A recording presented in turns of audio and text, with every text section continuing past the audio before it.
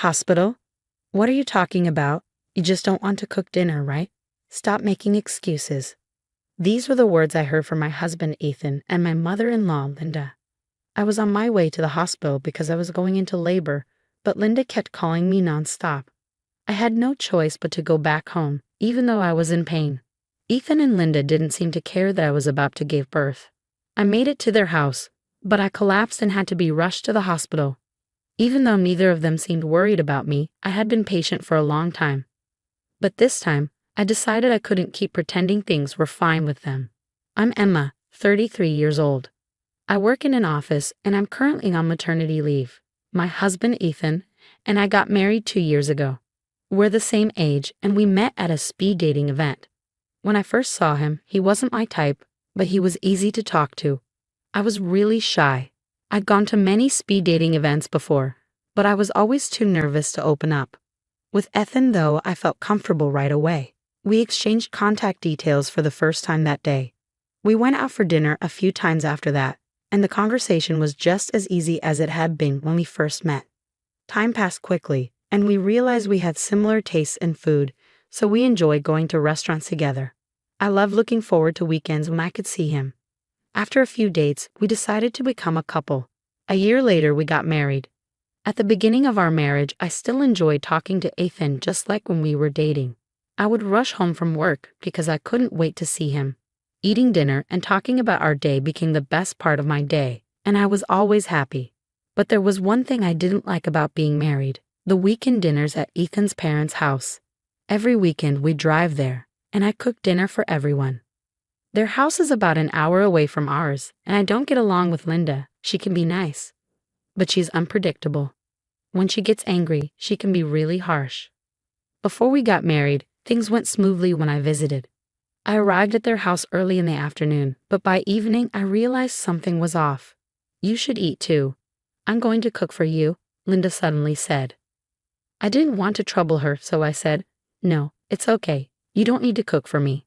I'm telling you to eat," she snapped loudly. I was shocked, and all I could do was apologize. Ethan didn't defend me. While we waited for dinner, he scolded me, saying, "Why did you refuse her? Don't you care about my mom?"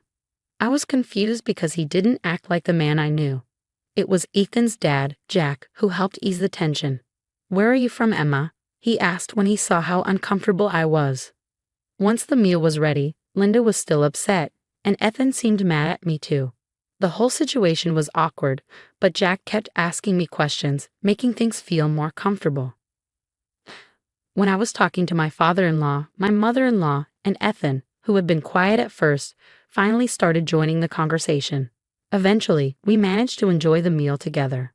But after we left, Ethan didn't say anything to me. Even though my mother-in-law kept getting upset, Ethan always sided with her. Every time my father-in-law helped me, he would say, "Sorry, she has a short temper. Don't worry about it, okay?" I always get nervous before our weekly dinners. I worry that I might upset Linda, no matter how careful I am. She still gets angry, and it leaves me exhausted by the time I get home.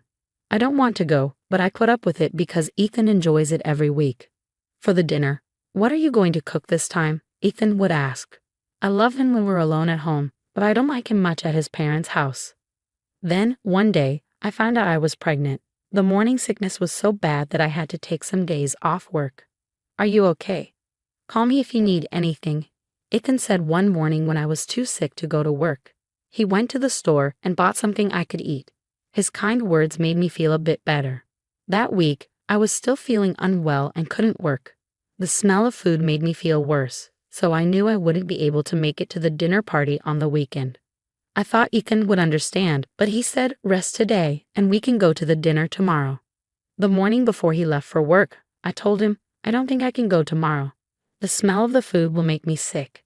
I was refusing to go to the dinner for the first time since we got married. Ethan got really upset and said, "What are you talking about? My mom looks forward to it every week.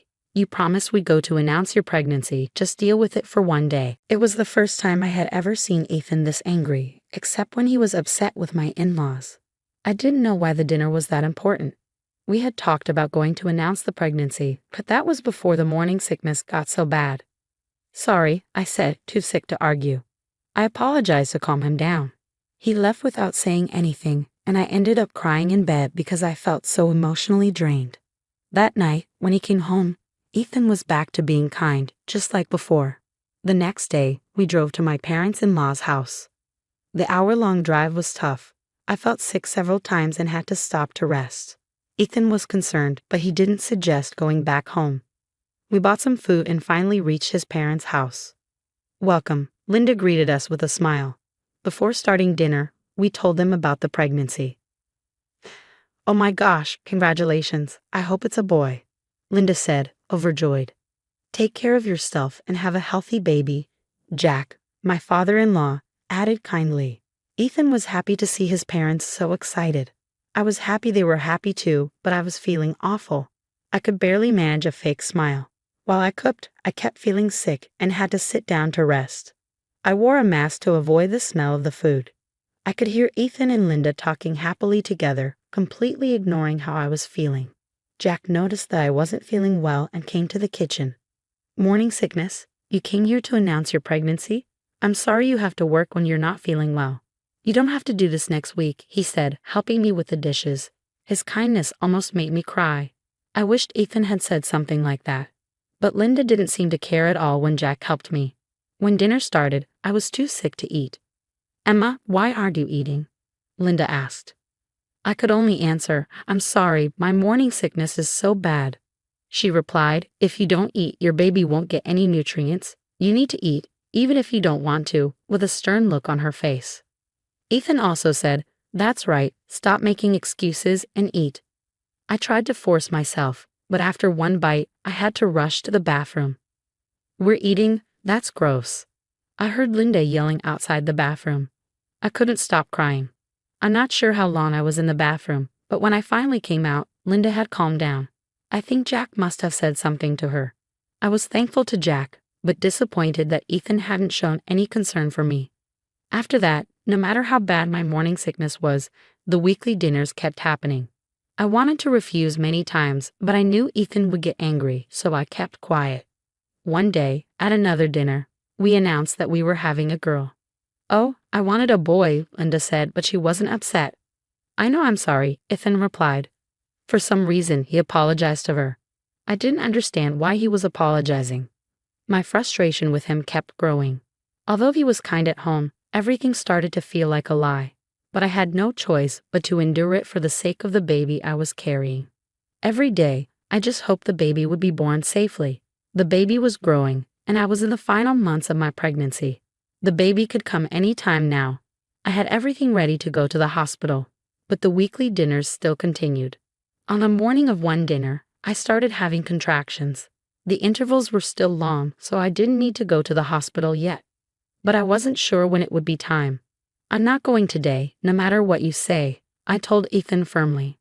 I thought it was more important to stay safe and focus on having the baby than to make him angry. "Screw you. You look fine. I'll take you even if I have to drag you," Ethan shouted, just like I expected. "I won't go today, no matter what you say.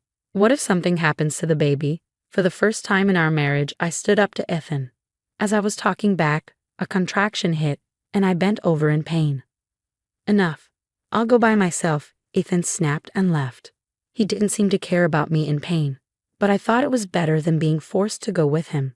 About an hour after he left, I decided to take a cab to the hospital as my contractions started getting closer.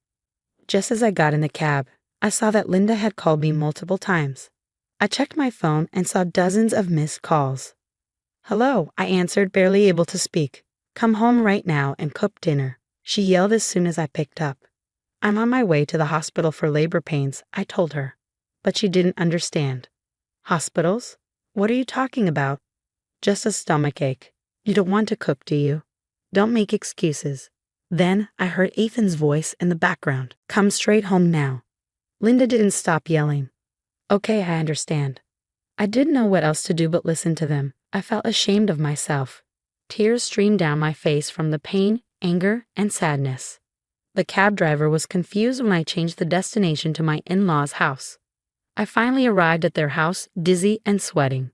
As soon as I stepped inside, Linda and Ethan started yelling at me, but I don't remember exactly what they said. I think they were shocked. I remember hearing Jack calling an ambulance. The next thing I knew, I was in the delivery room at the hospital, still dazed from everything that had happened. I was desperate to have the baby. When I finally heard my baby cry, I felt a wave of relief wash over me. It's a healthy girl, the doctor said, and when I saw my daughter's face, I burst into tears of joy. After the delivery, Jack came into the room. I'm so glad she's here safely. Congratulations, you did great, he said kindly. We called an ambulance for me, didn't you? Thank you, I said. Ethan wasn't there. When I looked around, it was already dark and the clock showed it was past midnight. I was so exhausted that I fell asleep. When I woke up, my parents were there. Congratulations, Emma. I'm so relieved. You look great, they said with smiles. I had planned to call my parents before going into delivery, but I didn't get the chance. Jack reached out to them instead.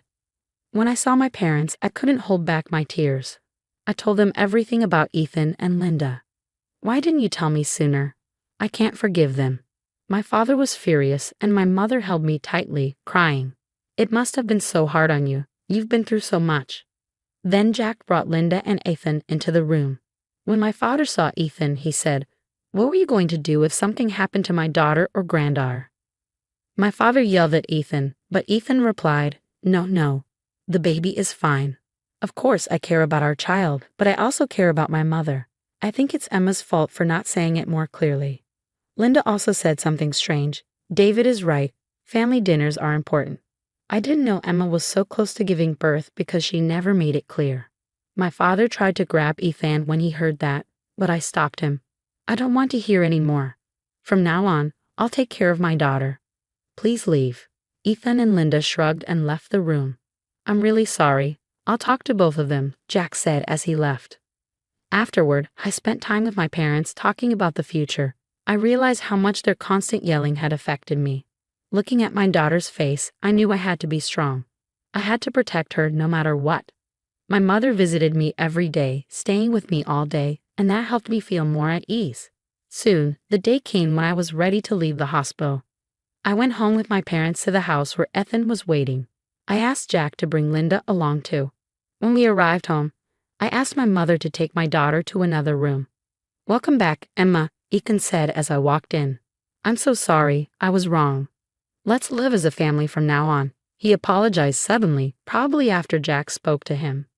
The three of us? Does that mean no more dinner parties? I asked. Of course, if you don't want to go, we won't go, he replied. I could see Linda's face turning red. She was angry. I could tell because I had seen her angry face so many times before. She must have hated that Ethan wasn't on her side anymore. I couldn't help but laugh. Then I took the divorce papers out of my bag. I wish I'd heard those words before the delivery. The dinner parties were more important than my morning sickness and labor pains, right? Why don't you and your mother continue them? Your mother, whom you love so much, is looking really angry. I'll live with my daughter alone. Please don't ever get involved with me again for the rest of my life, I said, smiling. I'm sorry, she's my daughter too. Yeah, Ethan said. I'm sorry, so forget about him. David is trying to make things work with you. Oh, is that what you really think? Do you think if you apologize, everything will go back to how it was before? Don't underestimate me. It can't be fixed. I'm moving out today. Why don't you two just support each other and live together? I said. Then Jack handed the divorce papers to Linda. That's it. You two live together without me. I can't believe what you did to Emma, even after seeing David being born. I don't know what would have happened if I hadn't come home and called the ambulance. The day Jack was off from work, I had gone to work in the morning. When he returned in the afternoon, Ethan and Linda were yelling at me as I crouched down in pain. If Jack hadn't come home, I'm not sure if I would have been able to give birth safely. He feels like he can't live with them anymore after seeing how they showed no remorse. Even after the birth, Jack said, "Divorce? What are you talking about? I can't live with you guys anymore." The same goes for Emma. You two can't even understand that, can you? You're both hopeless, Jack said. Ethan and Linda were speechless, but Jack said it firmly. Then my dad came in with cardboard boxes. He had rented a truck. I packed my things with my dad and Jack and moved everything to the truck. Ethan and Linda said something, but I ignored them. After everything was packed, I turned to Ethan and said, "Aren't you going to write the divorce papers? If not, my lawyer will contact you." I left the house with my parents, my daughter, and Jack. I thanked Jack and we went back to my parents' house. Later, the divorce was finalized through my lawyer. I received a fair amount of alimony. Jack also got divorced and sold his house. He told me that Ethan and Linda, who used to be so close, were now blaming each other and fighting every day. He said it would be impossible for them to live together. Linda had been a housewife for years and had almost no work experience, so she had no choice but to rely on Ethan. Ethan had very little savings, and after paying the alimony, he barely had anything left. He wasn't sure he'd be able to pay rent because of the child support. They tried to ask Jack for help, but Jack changed his phone number, so they couldn't contact him anymore. I raised my daughter at my parents' house. Jack and I still keep in touch once a month. He comes to visit us with gifts for my daughter. My parents also adore my daughter and spoil her as much as they can. My daughter's smile and happiness make me feel happy too.